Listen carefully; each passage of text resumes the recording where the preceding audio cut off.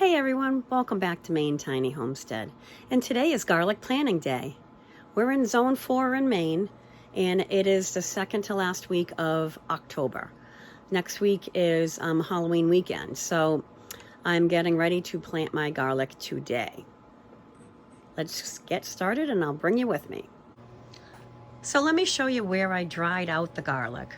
So when I pulled the garlic in August, I cleaned it up a little bit and then I laid it out on this screen.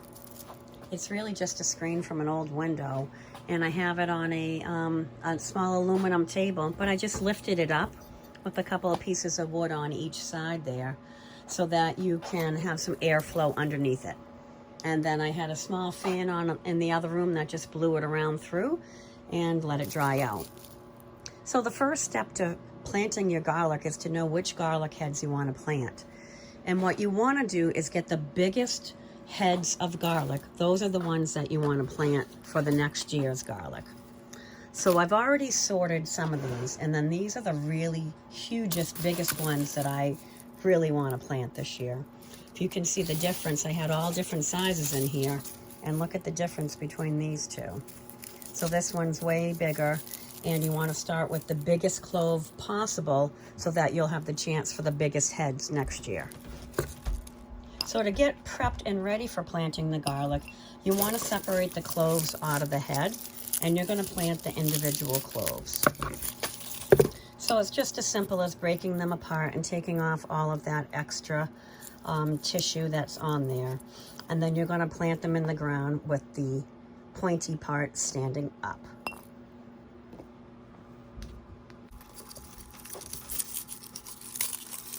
So we're just going to take a few minutes and separate all of them because I don't know how many cloves I have and I have limited space.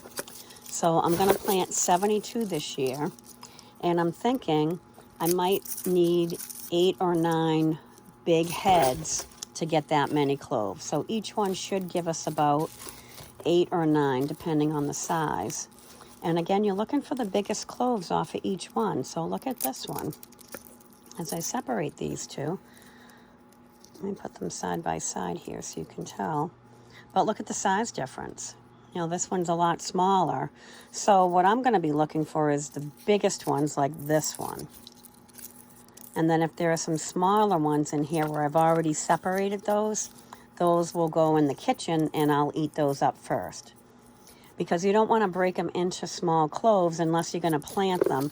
Keep them on the full head intact if you're going to store them and then consume them. So for planting, we're just looking for the biggest ones.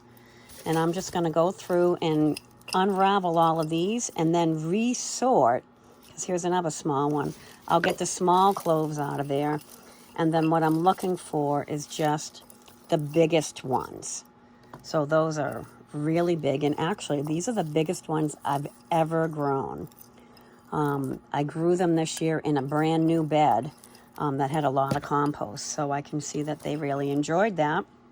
And this year when I plant them again, I am going to plant them in the same bed but on the other side.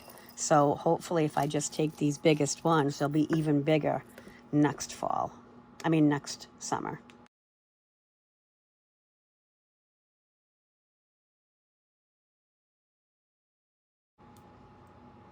So since I'm looking for the biggest garlic heads of all of what I have, the biggest garlic cloves, I needed to use 11 garlic heads to get the 72 huge cloves that I'm going for. So I'm looking for the biggest ones to produce the biggest heads next year. So what that meant is I had a few that were too small. I don't want to plant these, but I've already separated them. So these are all going up in the kitchen and these will be used up first. And then when you're separating them, be careful, because if you stick your fingernail in there too much or you pull too much on the white papery stuff, you could pull up the purple cover on it, and you really don't want to do that. It needs that to last the winter. This one will rot out. So this one has to be used first because there's no skin left on this one, and I actually did it to 2 of them. So be real careful as you separate them and only take off that very first layer of the papery white. And what you'll be left with is, it's this really light papery stuff. And then now that you have your garlic cloves, we're ready to go outside and plant. So we're out here in the garden, and this is where we're going to prep the bed where we're going to plant the garlic. So it's just as simple as taking your gloved finger and making a row, and just putting a little pressure as you make the row. And we're looking for like 1.5 to 2 inch depth. And then you're going to push the clove in anyways. So what we'll do is you're going to put it pointy side up.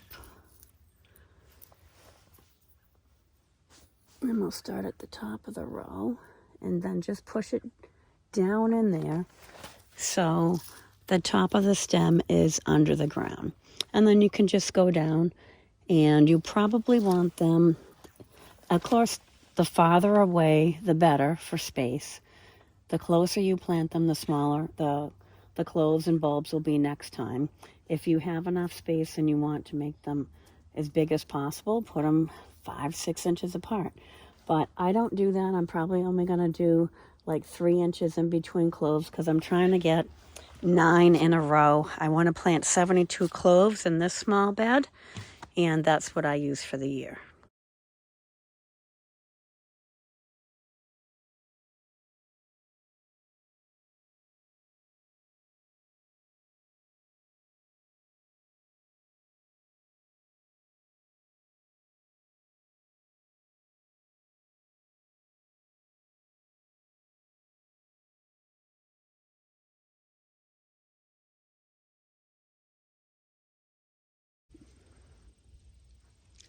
So now that we have all the garlic cloves planted, we need to cover them with some sort of mulch.